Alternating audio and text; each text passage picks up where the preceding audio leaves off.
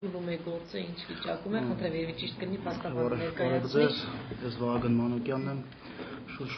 2 տարի հանդիսանում եմ մեր Ենոկյանի շահերի պաշտպանը։ Նախ եւ առաջ հայտնեմ, որ ըստ էությամբ ստանձնելով մեր Ենոկյանի պաշտպանությունը ինձ համար կարևոր էր ծանոթանալ քրեական գործի նյութերին, այսինքն այն հանցանքի համար, որի համար մեր Ենոկյանը դատապարտվել է, բոլոր հարցերի պատասխանները, պարզաբանումները պետք է ստացվեին քրեական գործի նյութերից, ձեռք բերված ապացույցներից եւ դատավճռից։ Այս պարագայում իմ կողմից ուսումնասիրվել է քրեական գործի նյութերը եւ ասեմ, որ ի սկզբանե քրեական գործից ես ոչ մի հարցի պատասխան չստացա, այլ հակառակը, կամ բազմաթիվ թերություններ, հակասություններ, չփարատված եւ չպարզաբանված հարցեր։ Մինչ այդ հարցերին անդրադառնալը արդիական եմ համարում այսօրվա հանդիպումը մեր նվիրել այն կարևոր հարցերին, որը պարզվել է շուրջ 16 տարի հետո։ Իմ կողմից համաձայն փաստաբանության մասի օրենքի կատարվել են փաստաբանական հարցումներ հայ ոստիկանության վիզաների անձնագրերի վարչություն, կապված դեպքից հետո անմիջապես գործով մյուս դատապարտյալ Արամ Հարությունյանի կողմից հանցագործության գործիքները պտտակվող բալանին եւ դանակը ներկայացնելու վերաբերյալ։ Այդ իրերը ճանաչվել են իրեղեն ապացույցներ եւ առգրավել են ընթերականների ներկայությամբ։ Այս պարագայում կատարել եմ հարցումներ եւ ստացված հարցումների միջոցով հայվիզաների վարչությունից պատասխանը եկել, որ այդպիսիք անձիկ ընթերականներ, որոնք ներկայացված են արձանագրված են նշված փաստաթղթում, գոյություն չունեն։ Եվ որպեսզի ավելի առարկայական լինի այս հաստատներն ու պատճառաբանությունները, հայտնեմ հետևյալը, որ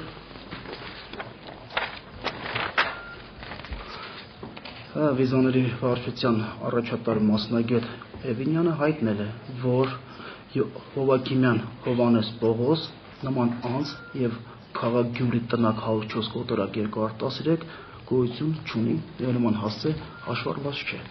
Հաջորդ ընթերական, որը իբրև ներկա է եղել այդ խիստ կարևոր հանցագործության գործիքների առգրավմանը, Արա Յոհանսոն ԲՊ-ի տեղավորման պահանոցում, որպես այլ անձ չկա, տվյալներով անձ գոյություն չունի։ Ավելին, իմ կողմից կատարվել է նաև գրավոր հարցում Հայաստանի Հանրապետության Երևան քաղաքի Նոր վարչական շրջանի ղեկավարին, որի տեղակալ Թովմասյանը գրավոր հայտնել է, որի պատասխան ձեր 15/03/12 թվականը գրությանը հայտնում ենք, որ Աստա Յոհաննեսի Յոհանսոնը 95 թվականից չի բնակվել Երևան քաղաքի Նորնորքի առաջին զանգված թիվ 55 շենքի 27 բնակարանում, իսկ դեպքը տեղի ունեցել 1996 թվականին։ Այսինքն, այս երկու կարևոր փաստաթղթերի միջոցով պարզվում է, որ հանցագործության գործիքները, որոնք դրվել են դատավճռի հիմքում, ճանաչվել են իրեղեն ապացույցներ, որոնք եղել են հանցագործության կատարման որպես միջոց հանդիսացող գործիքները, ըստ էության առերևույթ էական կոպիտ դատավարական հաղթումներով են ձեռք բերել։ Այդ կապակցությամբ իմ կողմից ներկայացվել է վճռաբեկ բողոք, սակայն վճռաբեկ դատարանը ըստ էության իմ վճռաբեկ բողոքը նոր Երևան եկած հանգամանքները չի դիտել որպես նոր Երևան եկած հանգամանքներ եւ ընդամենը մեկ թերթի վրա պատճառաբանել է, որ այդ հանգամանքները չեն կարող դիտվել։ Ոչ մի կերպ չմեկնաբանելով, թե ինչու, ինչ պատճառով եւ որ հիմքերի հիման վրա։ Ըստ էության ավելին, այդ նույն ապացույցները, փաստաթղթերը վճռաբեկ բողոքի լուսապատկերի հետ միասին ուղարկվել է գլխավոր դատախազություն։ Շուրջ 2 ամիս էլ այդ բոլոր նյութերին որևէ արձագանք ընթացք չի տրվել։ Եվ հայտնի չի, թե այդ բոլոր դատավարական փաստաթղթերը ինչ ընթացք պետք է ունենան, ինչու են անշարժ վիճակում գտնվել։ Այդ կապակցությամբ ես գրավոր դիմել եմ գլխավոր դատախազությանը, ցանկանալով պարզաբանումներ ստանալ, թե այդ փաստաթղթերի վերաբերյալ ինչ քննություն պետք է կատարվի, արդյոք պետք է կատարվի նյութեր նախապատրաստվի, որպեսզի իրավական գնահատական տրվի։ Այս հարցի կարևորությունը այնքանով է, որ քրեական գործում գրեթե իսպառ բացակայում են այն ապացույցները, որոնք հիմք են հանդիսացել Մեհեր Ենոկյանին դատապարտելու մահապատժի, այնուհետև ցմահ ազատազրկման այն փոխարինելու։ Այս կապակցությամբ ես կցանկանայի ընթերցեի դատավճռի այն մասը, որտեղ դատարանը հիմք են դունել, որ Մեհեր Ենոկյանի մեղքը ապացուցվել է հետևյալ ապացույցների, որի շարքում դասել է նրա կողմից մեղայականով ներկայանալու արձանագրությունը, իդեպ այդ արձանագրությունը կազմվել է նույն ընթերականների ներկայությամբ, այսինքն այդ ընթերականները ներկա չեն գտնվել։ Իսկ եթե ներկա չեն գտնվել, խիստ կասկածելի է դառնում, թե Մհեր Ենոքյանը մեղայականով ներկայացել է թե ոչ, կամ եթե ներկայացել է, ինչ նորմերի հիման վրա ընթերականները ներկա գտնվել։ Այս պարագայում նաև դատավճռի հիմքում որպես ապացույց հիմք է դրել իրեղեն ապացույցները ներկայացնելու, իրեղեն ապացույց ճանաչելու արձանագրությունը կազմված, այսինքն որպես ապացույց։ Եվ այդ փաստաթուղթը ըստ էության առ ոչինչ է նույնպես, քանի որ եթե հանցագործության գործիքները կոպիտ քրեատատարական խախտումներով են ձեռք բերել, ապա չեն կարող դիտվել նաև թույլատրելի ապացույցներ։ Իմ կողմից նաև ավելին եմ գնացել այս պարագայում, գտել եմ նաև ընթերականերից մեկին, որը ներգրաված եղել այդ գործի դատավարական քննչական գործողությանը, Հովհաննես Հովհաքիմյանը, որը ոստիկանության 92447 զորամասի աշխատակից է։ Գրավոր հարցման են ենթարկել տեղում, անձը հայտնել է, որ նա ընդհանրապես այս գործից տեղեկություններ չունի, այն դատավարական փաստաթուղթը, որը կազմվել է իրեն ծանոթ չի, ընդամենը, եթե արձանագրությունը կազմվել է 96 թվականի հուլիսին, ապա աշնանը ինչ-որ մի ոստիկանության աշխատակից ներկայացրել է մի փաստաթուղթ, որի տակ խնդրել է իրենց ստորագրել։ Այսինքն այս բոլոր ապացույցները հիմք են հանդիսանում խորացված այսպես քննություն կատարել, նյութեր նախապատրվել կոնկրետ դատախազության մասին է խոսքը, որը ըստ էության տեղի չունենա։ Բացի այդ, հարգելի ընկերներ, կարող եմ ասել, որ քրեական գործում առկա է նաև փորձագետի եզրակացությունը, դատակենսաբանական, համաձայն որի իբրև նույն այդ հանցագործության գործիքների դանակի եւ թութակվող բալանի վրա հայտնաբերվել են արյան հետքեր։ Հատկանշական եւ կարեւորը այն է հարցում, որ փորձաքննությունը ավարտվել է 99 թվականի սեպտեմբերի 6-ին, իսկ արյան նմուշները եւ գործիքները տրամադրվել են մի քանի օր հետո, այսինքն երբ որ փորձաքննությունը ավարտված է եղել։ Այս պարագայում այս ապացույցը նույնպես չի կարող դիտվել որպես թույլատրելի։ Այս պարագայում ես ցանկացա ներկայացնել հարգելի գործընկերներ, բացի այդ նաև նշեմ, որ այս եղած հանգամանքների հարցերի շուրջ իմ կողմից ուսումնասիրված քրեական գործից պարզվել են եւ ի հայտ են եկել բազմաթիվ հարցեր, սկսած այն պայուսակը, որ իբրև ձեռք է բերվել եւ տեղավորվել է դին, պարզ չի իր ճանապարհով որտեղ է ձեռք բերվել։ Ըստ մեղադրական եզրակացության եւ դատավճռի դին տեղավորվել է այդ պայուսակի մեջ եւ դուրս է հանվել բնակարանից։ Այս պարագայում հարց է առաջանում այդ փոքր պայուսակի, մի մետրանոց պայուսակի մեջ շուրջ 170 հասակ ունեցող անձի դին ինչպես կարելի է տեղավորել եւ դուրս բերել, նույնպես պարզված չի։ Ըստ էության, ըստ դատարանի դատավճռի Մհեր Ենոքյանը դուրս բերելուց հետո վայր է նետվել եւ նրա մոտ առաջացել են մարմնական վնասվածքներ, սակայն ըստ դատաբժշկական փորձաքննության Մհեր Ենոքյանի մարմնի վրա հետմահու մարմնական վնասվածքներ, Յոսիֆի մարմնի վրա մարմնական վնասվածքներ հետմահու չկան։ Այսինքն այս հարցերի հետ կապված կան բազմաթիվ այլ խնդիրներ եւ ամենահատկանշականը, որ չի նշանակվել համալիր ոչ դատահոգեբուժական, ոչ դատահոգեբանական փորձաքննություն, ոչ Մհեր Ենոքյանի, ոչ էլ Արամ Հարությունյանի վերաբերյալ։ Այսինքն այն հարցը, թե հանցագործությունը կատարելու պահին, այդ դրա ընթացքում եւ դրանից հետո Մհեր Ենոքյանը եւ Արամ Հարությունյանը գտնվել են մեղսունակ վիճակում, թե ոչ, կարող էին պատասխան տալ դատարանի առջեւ, նրանց մոտ աֆեկտիվ պահ եղել է, թե ոչ, այս հարցը նույնպես մնացել է չփարատված։ Ավելին, ասեմ, որ Արամ Հարությունյանի հայրը ինքը իր ցուցմունքում իր որդու մատնաշնորհած արձանագրել եւ նկարագրել է որպես ինքնամփոփ իր մեջ նեղացկոտ անձնավորություն, որը ըստ էության պետք է նախաքննական մարմին, դատախազին եւ դատարանին հուշեր, որ կան կասկածներ անձի վերաբերյալ դատահոգեբուժական, դատահոգեբանական փորձաքննություններ նշանակելու համար։ Սա է այս բոլորը, որ ես ցանկացա ներկայացնել, պարզապես ինձ համար նորից եմ կրկնում եւ Պարշիտ Վեճռաբեկ դատարանի դիրքորոշումը։ Մատնանշել բազմաթիվ հարցեր, որոնց պատասխանները մի թերթով պատասխանել ինձ համար դա անընդունելի է։ Խնդրեմ, եթե հարցեր կա, տվեք։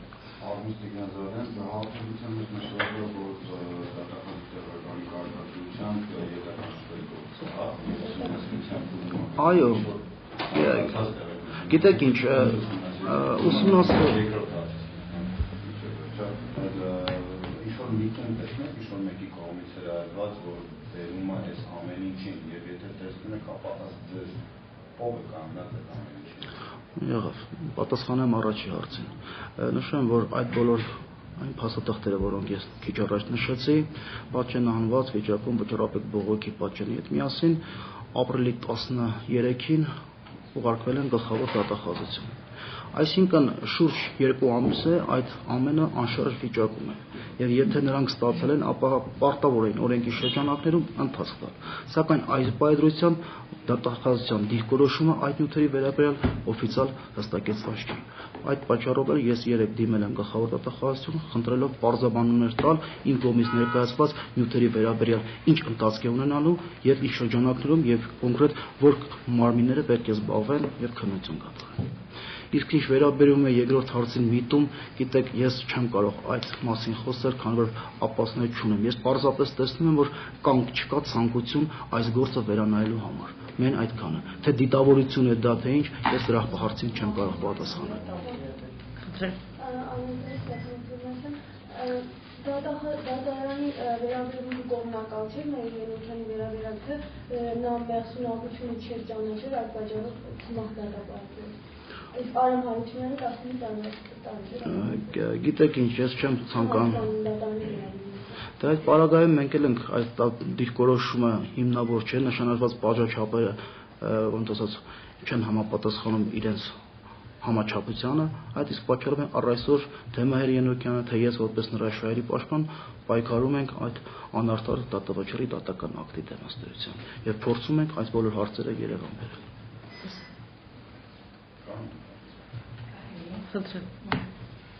Դինելով Մհեր Ենոքյանի փաստաբանը եւ որ դուք ծանոթ եք մանրակրկիտ գործում նշված բոլոր փաստերին, ես ուզում եմ ճշտել, քանի որ 16 տարի շարունակ տարբեր առիթներով, մանավանդ երկրորդ փախուստից հետո, որը դարձյալ համարվում էր անմեղության ճիչ, որպեսզի գործերը դարձյալ վերանայի եւ ճիշտ պատժաչափ տրվի, կենտրոն հեռուստաընկերության կողմից, բնականաբար դատախազության կողմից փոխանցված հայցը ներկայացվեց հեռուստատեսությամբ, որ տուժվողը 17 կտոր է եղել։ Իհարկե դրանից հետո դուք էլ տեղյակ եք, որ Մհեր Ենոքյանը հեռուստացույցով բանտի պայմաններում այդ լսելուց հետո դատի էր տվել հեռուստաընկերությանը եւ նրանք հետո ներողություն խնդրեցին, ահերքեցին, ասելով, որ դա թյուրիմացություն է, բայց առ այսօր այդ վարկածը շրջանառվում է որոշ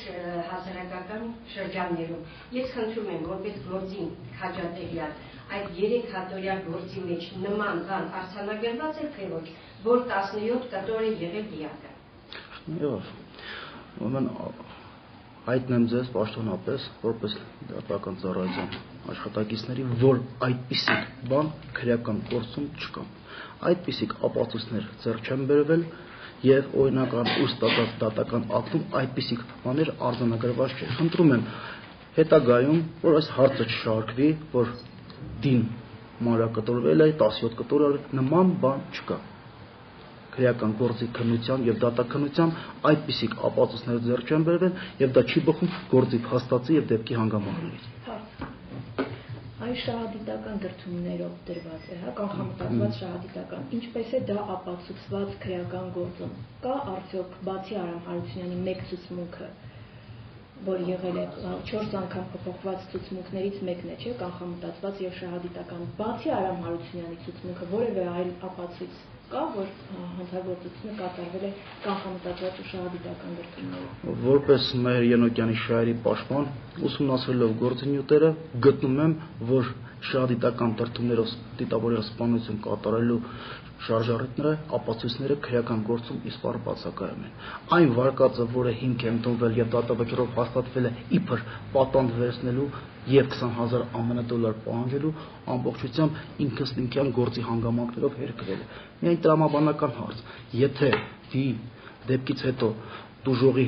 պարանոցի վրա մնացել է ոսկյա շղթան, իսկ գրպաններում գումարները, Իսկ սա նույնպես հուշում է այն մասին, որ նրանք դիտավորություն չեն ունեցել այդպիսի հանցագործություն կատարելու։ Եվ հաջորդը, եթե նրանք պետք է $20,000 փրկագին պահանջեն, ապա ինչու են սպանելու դին եւ որն է դրա նպատակը լինելու դրանից հետո պահանջելու։ Դա ընդհանրապես մտահղացումներ են, այսպես ասած, կարծիքներ, բայց կոնկրետ իրավական դաշտում, իրավական հարթության վրա այդ վարկածը հիմնավորող ապացույցներ քրեական գործում չկան։ Միայն որն է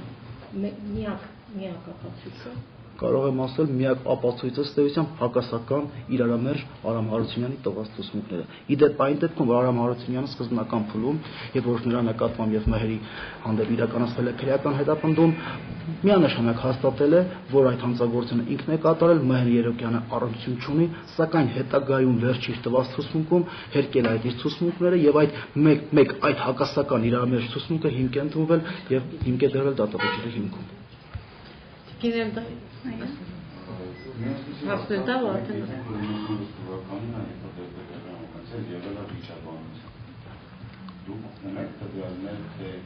Ինչի մասին է միջը, որտեղ մենք գիտենք, թե վիճաբանության հենքում ինչն է եղել, ամեն ինչի վերաբերյալ ինչ է։ Եվ այն, որ քույրը տանն է եղել։ Ըստ էության ձեզ ասեմ, որ Վճռաբեկ բողոք ներկայացնելուց մեր Ենոքյանը դիմում նաև ներկայացած Վճռաբեկ դատարան եւ գլխավոր դատախազություն հայտնելով, որ վիճաբանության բուն պատճառը եղել է կենցաղային հողի վրա առաջացած դրդապատճառն է, կոնկրետ։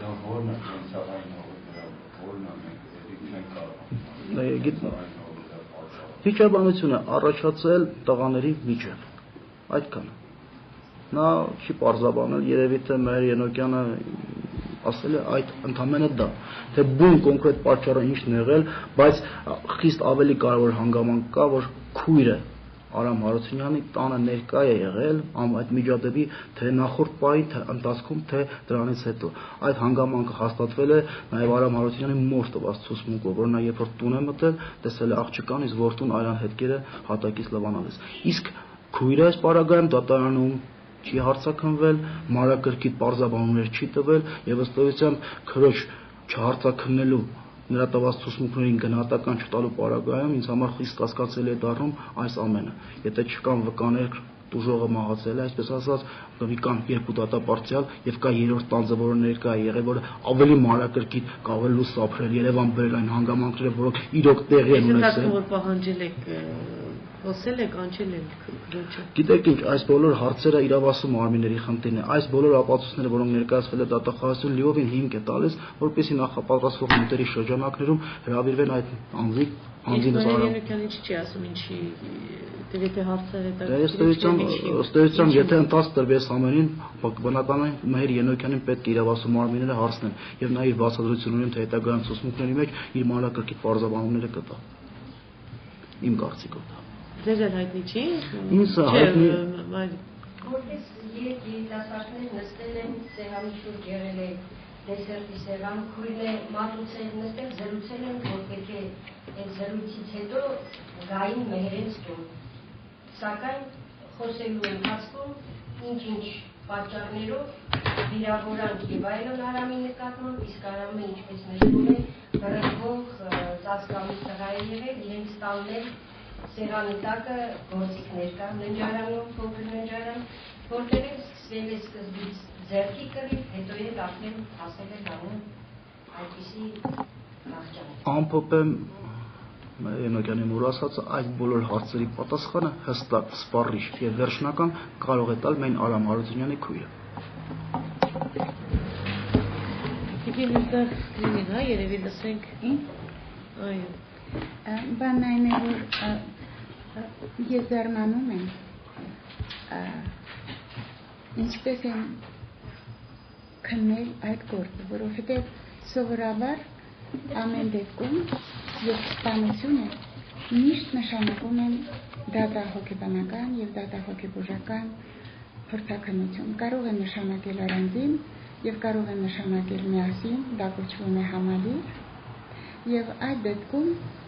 հոգեբանները եւ հոգեբուժները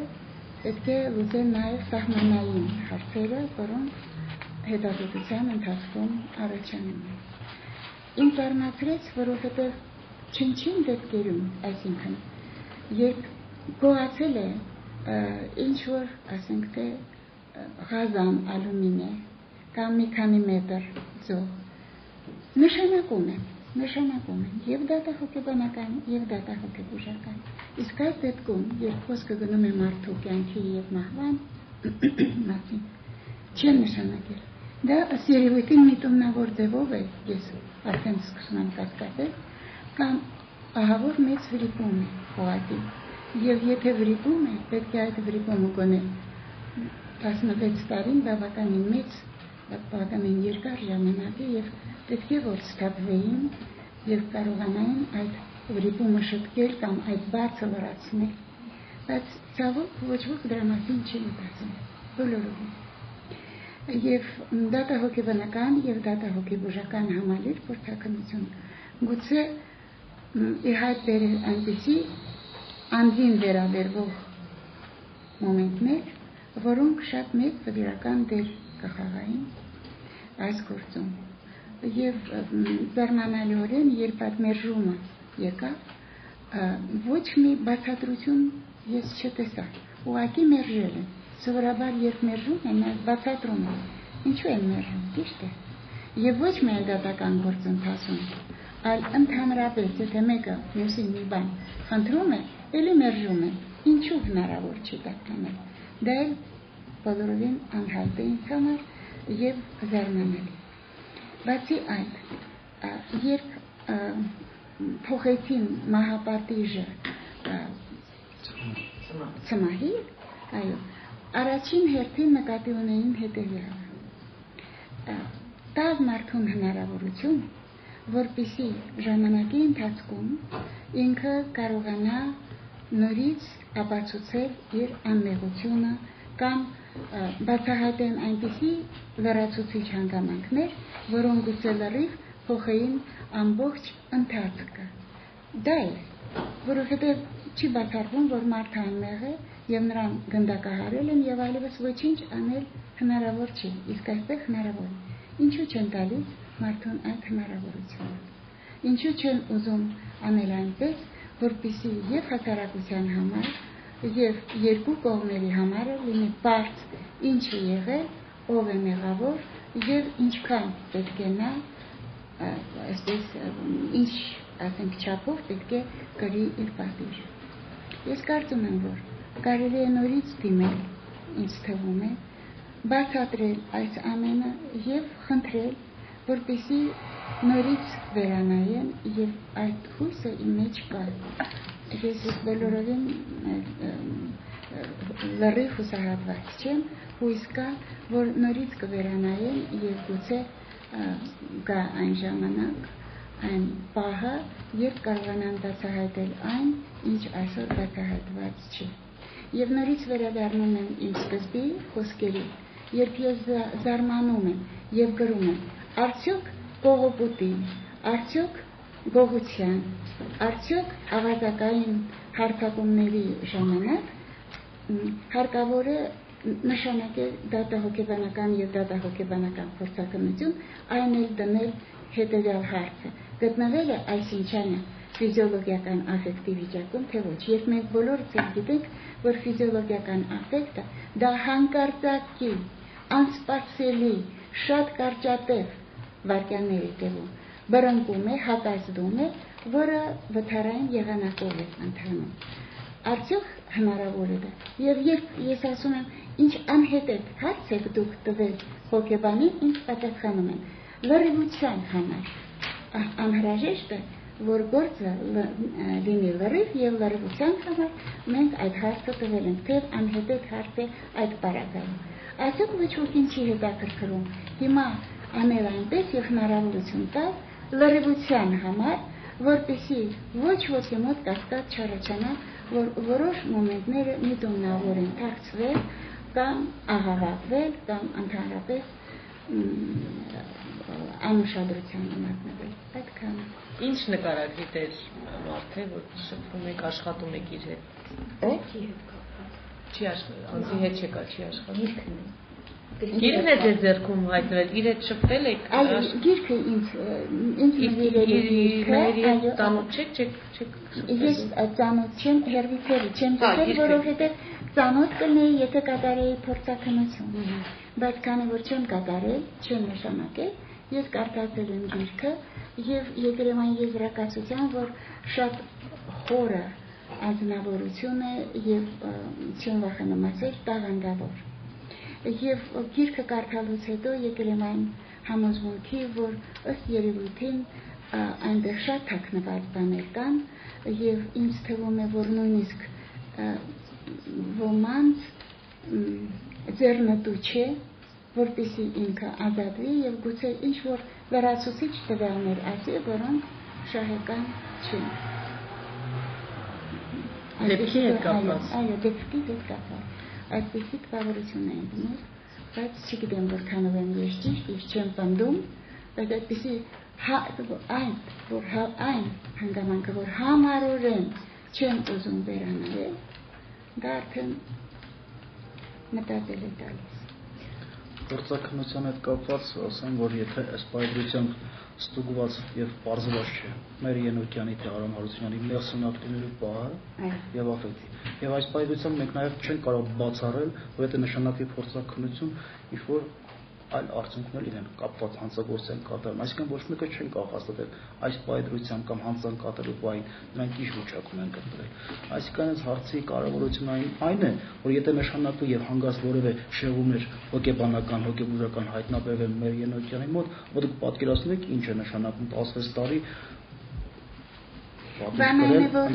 ես հասկացա, բանն է, որ սովորաբար նշանակում են անմիջապես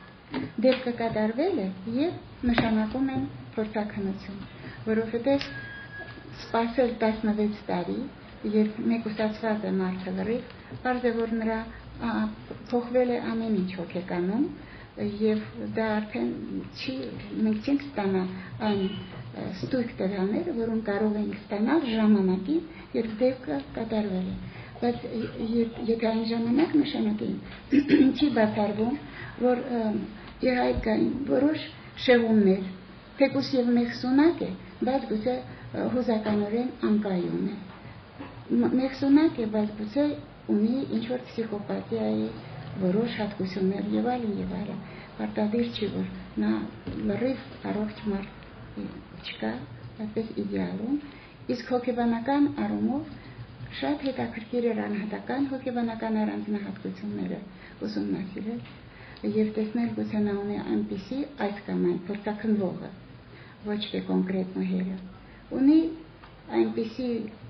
անհատական հոգեբանական առանձնահատկություններ, որոնք ազդել են նրա